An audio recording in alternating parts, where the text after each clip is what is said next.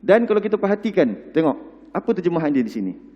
Sajada, telah sujud, wajhiya lillazi,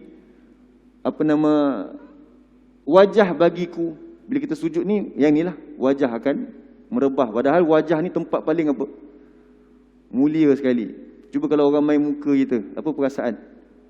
Main-main, tepuk-tepuk, tak boleh kan, orang marah kan. Dah kan Nabi memang larang kita untuk memukul wajah. Kalau marah sekalipun pun elak daripada memukul wajah.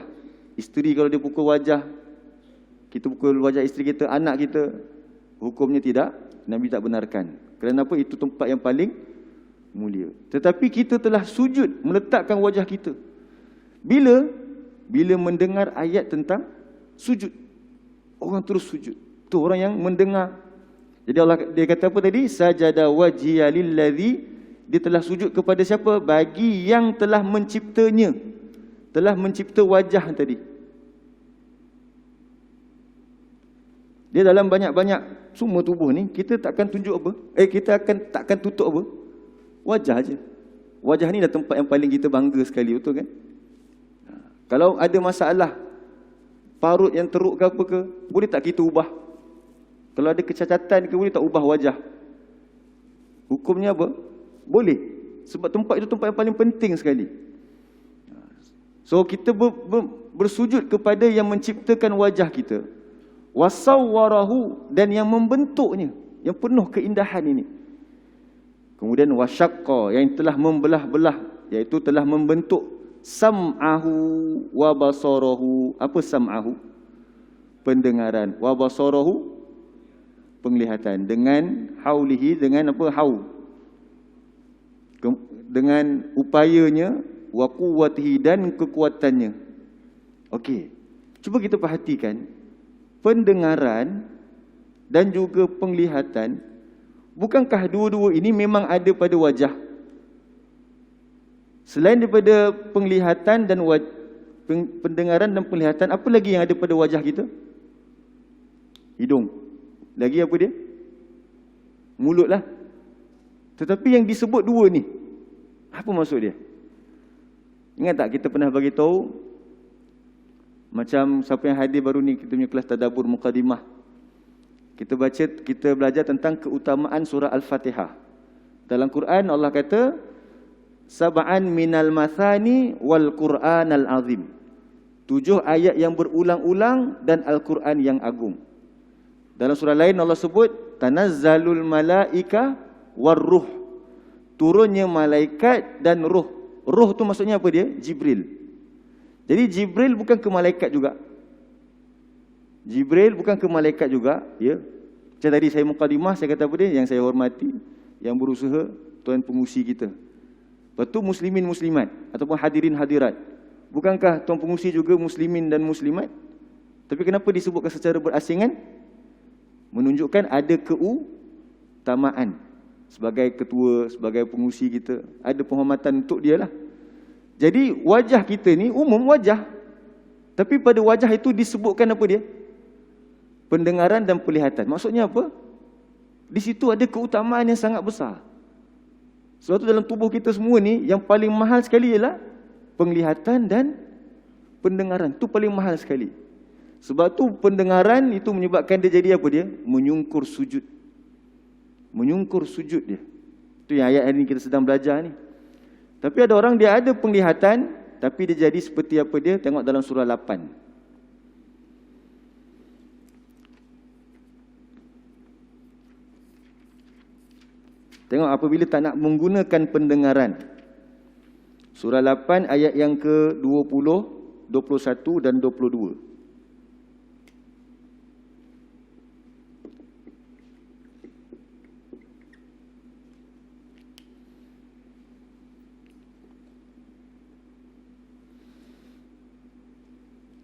Muka surat 179.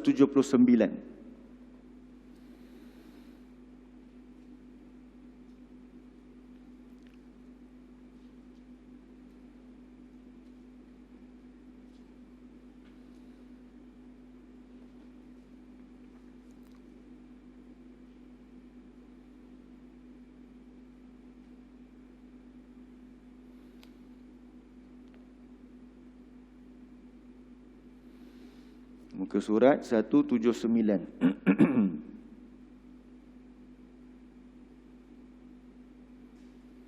Tengok Allah kata apa dia.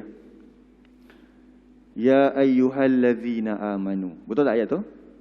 Cerita tentang orang beriman dah ni. Wahai orang-orang yang beriman. Apa sifat orang beriman tadi surah Sajadah? Apabila disebut, diperingatkan mereka terhadap ayat-ayat kami, lalu mereka menyungkur sujud. Apa maksud menyungkur sujud? Maksudnya pendengarannya berfungsi tak? Berfungsi. Itu alat yang paling mahal sekali Allah berikan kepada dia. Jadi Allah kata, wahai orang beriman, taatilah Allah. Jadi sujud tadi tu bukti apa? Taat.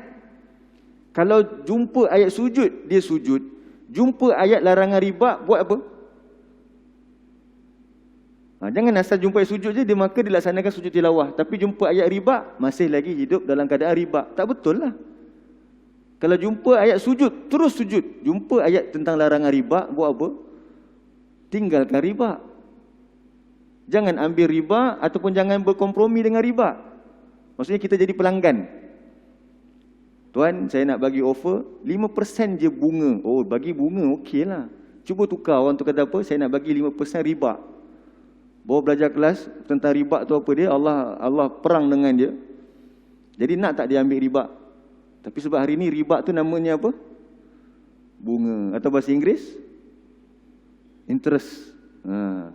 Jadi tak nampak riba tu. Jadi sekarang kalau kita belajar tentang riba, apa buat? Tinggalkan riba. Bila Allah cerita tentang ayat wa mimma razaqnahum yunfikun, daripada apa yang kami rezekikan mereka infakkan. Jadi apa nak buat? Infak. Bila Allah kata wabil walidaini ihsanan, terhadap kedua ibu bapa itu berbuat baik. Apa nak buat? Berbuat baik. Walaupun dia ni seorang yang paling besar jawatan dia, di rumah tetap ibunya akan buang jawatan depan dia tu. Ustaz ke, YB ke, datuk ke, apa depan tu? Doktor ke. Yang kita ada kat depan tu IR ke. Balik rumah mak kita panggil IR maksudnya apa? Kalau mak kita panggil kita, IR tolong ambil untuk mak. Tu pelilah namanya kan. Kalau mak cakap macam tu mungkin dia sedih ke, kecil hati ke kan. Bila nak balik ni, Ustaz, tu something wrong. Kalau orang lain panggil mungkin normal. Jadi bila mak panggil, dia akan buang yang depan tu. Terus panggil Syafiq ke, apa-apa nama kita. Jadi kita pun taat sebab apa? Baca dalam Quran, wabil walidaini ihsana. Lagi dengan siapa? Dengan orang yang mempunyai hubungan kerabat. Dalam surah Al-Baqarah Allah sebut. Dengan anak yatim. Dengan orang miskin. Bercakap baik kepada orang lain. Dia belajar Quran, tapi bila keluar dia suka maki hamun orang. Dalam Quran Allah suruh bercakap baik. Macam mana keadaan begitu? Adakah dia mendengar ayat Quran lalu dia sujud? Itu maksudnya tidak. Jadi Allah kata, wahai orang beriman, taati Allah. Apa maksud taati Allah? Bila dengar ayat Quran, ikut. Kamu macam kamu praktikkan, bila kamu dengar ayat sajadah, kamu sujud. Sama juga dengan ayat-ayat lain. Bila kamu dengar ayat-ayat yang Allah perintahkan, kamu buat. Bila Allah perintahkan tinggalkan, kamu tinggalkan. Wa rasulah, dan juga rasulnya. Kita sujud itu contoh siapa? Adakah kerana saya ajar ke contohnya atau ustaz-ustaz ajar? Ustaz tu ajar kerana apa dia? Itu yang Nabi tunjukkan. Jadi mentaati Rasul dalam apa yang Nabi contohkan. Kemudian wala tawallau anhu. Jangan kamu berpaling daripadanya. Daripada apa dia? Daripada mentaati Allah dan Rasul ini. Iaitu bila kamu mendengar tapi kamu tidak mau ikut. Sebab tu Allah kata wa antum tasmaun, sedangkan kamu mendengar. Lepas tu Allah kata lagi wala takunu, jangan kamu menjadi kallazina, seperti orang-orang yang qalu, mereka berkata sami'na, kami dengar, tetapi apa dia? Wahum la yasmaun, sedangkan mereka mendengar. Apa maksud dia? Mereka dengar tapi mereka tak mau patuh, tak dengar kata. Maksudnya tak dengar kata. Lepas tu Allah kata apa dia? Tengok, tadi kita dah sebut dah. Allah cipta manusia ini. Sebab tu dalam sujud sajadah kita baca apa? Ni ayat Quran ni. Fatabarakallahu wa ahsanal khaliqin. Apa maksud dia? Maha suci Allah, maha berkat Allah. Dan siapakah Allah itu? Sebaik-baik al-khaliqin. Apa maksud al-khaliqin? Pencipta, yang menciptakan. Allah cipta manusia jadi terbaik sebab apa? Sebab dia ada pendengaran dan penglihatan yang akan diproses oleh hati dia. Jadi Allah kata, tak nak guna pendengaran yang aku berikan, tak mau taat, Allah terus samakan dengan binatang. Sedangkan Allah cipta kita sebaik-baik kejadian. Sebab tu antara apa beza kita dengan monyet contohnya lah, contoh saya sebut. Kalau kata sama hidung, kita ada hidung, pendengaran pun ada juga. Kan haiwan lain ada tak pendengaran? Ada. Penglihatan? Ada. Tapi yang tak ada apa dia? Akal dia tu ataupun hati dia tu. Jadi pendengaran kita dan mata kita ini dia pergi kepada hati. Hati ni yang taat tadi tu.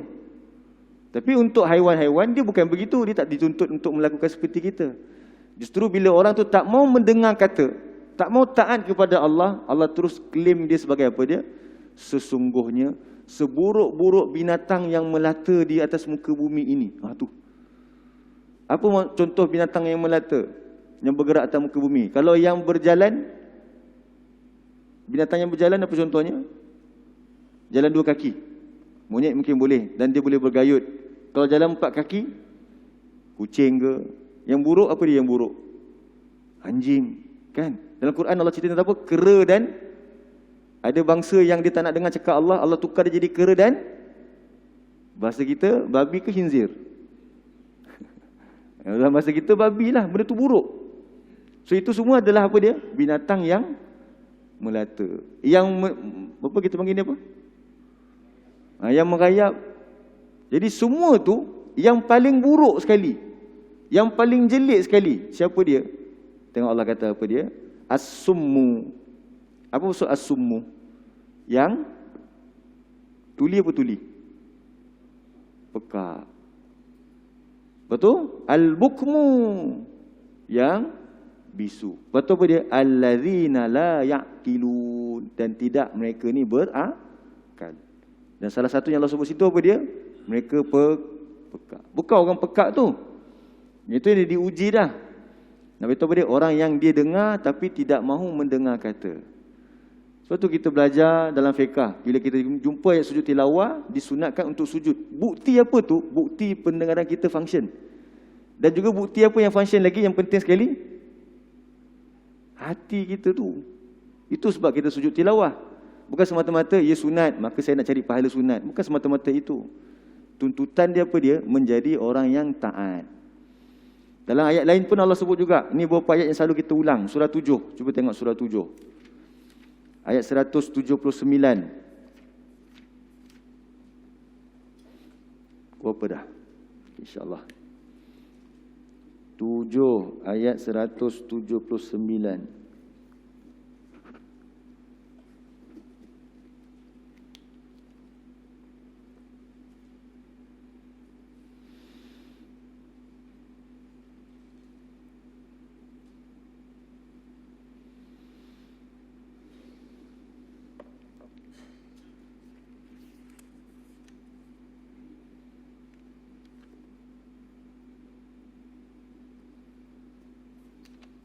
Muka surat 174 tuan.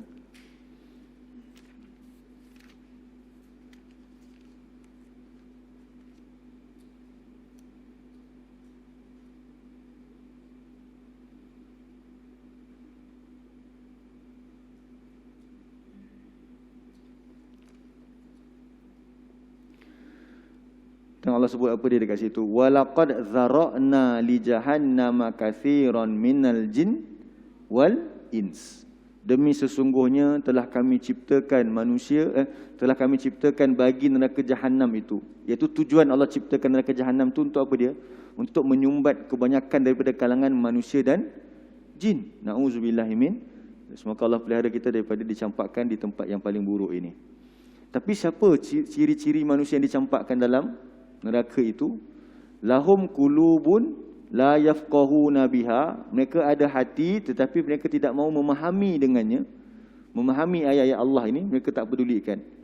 Walahum a'yun. Mereka ada mata tapi mereka tidak mahu melihat kebesaran Allah.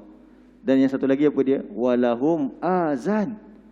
Mereka ada telinga tetapi mereka tidak mahu mendengar ayat-ayat Allah.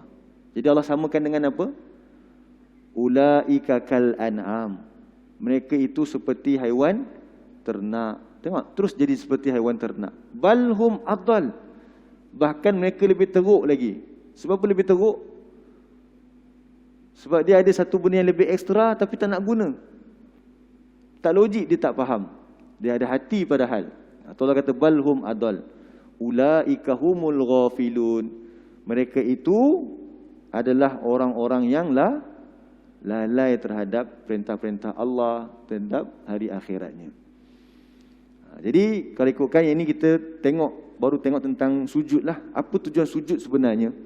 Iaitu apa dia? Nak menunjukkan kita punya pendengaran alat makrifah ini berfungsi. Dan itulah bukti kita ini adalah sebaik-baik makhluk yang diciptakan. Tapi kalau tak berfungsi, okay, jadi insyaAllah minggu depan kita sambung lagi. Kita masih bincang lagi ayat ni 15 dan 16. Terutamanya ayat 16 lah. Macam mana mereka jauh daripada tempat tidur tu sebab apa? Apa maksud khaufan? Mereka tu beribadah dalam keadaan mereka takut. Wa tama'an, dan sangat-sangat mengharapkan apa dia? Syurga Allah. Jadi apa bukti? Kita kata tadi kan, kalau kita kata beriman, mesti apa dia? Mesti akur dan dibuktikan dengan amal. Kalau percaya, kita akui. Kalau percaya, baru akui. Tapi kalau akur, mesti ditunjukkan dengan amalan. Mungkin kita akan cerita lagi pada minggu yang akan datang insya-Allah berkaitan dengan ayat 15 dan 16 ini. Jadi moga kita semua mendapat peringatan bersama berkaitan dengan ayat yang kita bincangkan baru sebahagian perbincangan. Dan juga kita hafalkanlah doa sujud tilawah ni. Mungkin tuan-tuan ada hafal doa yang lain sebab ada beberapa lafaz yang berbeza-beza, bukan ini saja. Ada banyak lagi bacaan untuk sujud tilawah. Ya tuan. Syukur.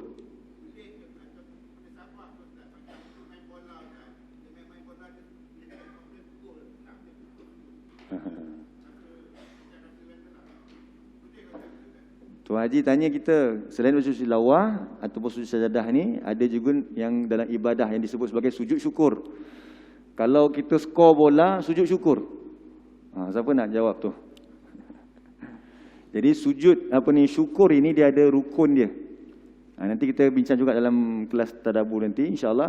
Sujud ni ada rukun dia. Salah satu rukunnya ialah mengenal nikmat. Mengenal nikmat. Nikmat daripada Al-Mun'im, yang tu pemberi nikmat. Jadi kat situ kena cerita panjang sikitlah. Betul ke itu nikmat?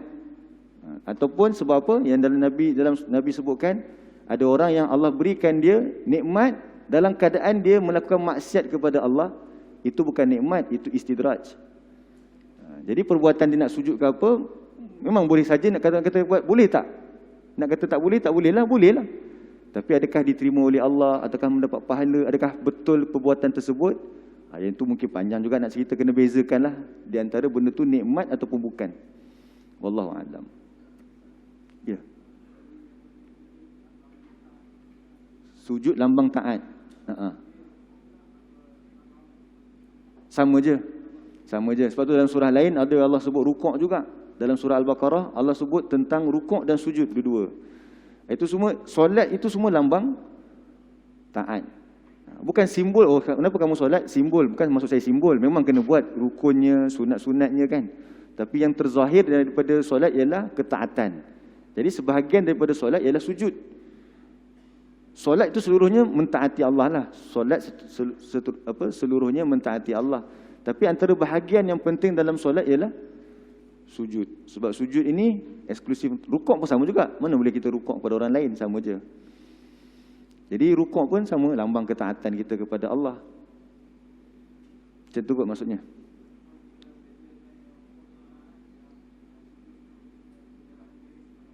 Boleh saja. Semua sebenarnya dalam solat tu semua ketaatan, menyerahkan diri pada Allah. Sebab dalam diri pun ada Allahu Akbar. Angkat tangan macam surrender lagi kan. Betul, Allah Maha Besar. Jadi kita ni apa dia? Sangat kecil. Itu pun penyerahan diri juga. Lepas tu bila dia ucap inna solati wa nusuki wa mahyaya wa mati pun penyerahan diri juga. Dia ucap lagi iyyaka na'budu pun penyerahan diri juga. Semua keseluruhan dalam solat itu penyerahan diri dan ketaatan. Cuma bila disebut bahagian itu menunjukkan apa dia? penting. Sujud ni benda yang sangat penting. Sehingga dia dah meletak dahinya, wajahnya tu ke lantai. Tapi kalau masih lagi selepas sujud, dia tak beriman pada Allah, pelik lah. Macam Piramli katalah, haji bakhil. Dah pergi haji tapi dia bakhil. Maksudnya begitulah lebih kurang. Simbol. Dah solat juga tapi dia bakhil. Sebab tu yang kita akan sambung lagi nanti minggu depan. Dalam surah Al-Ma'un penjelasan dia. Dia solat tapi wayam na'unal ma'un. Tu Allah kata fawailul lil musallin. Jadi sujud tu sebahagian daripada solat yang melambangkan kepada ketaatan kita kepada Allah. Ketaatan di luar dan di dalam solat. Di luar dan juga di dalam solat. Bukan taat dalam solat je, tapi luar solat dia tak taat. Tak betul lah. Wallahu a'lam. Okey, insya-Allah kita tangguhkan pertemuan kita dengan tasbih kafarah. Subhanakallahumma wa bihamdika asyhadu an la ilaha illa anta astaghfiruka wa atubu ilaik. Wabillahi taufik. Assalamualaikum warahmatullahi wabarakatuh.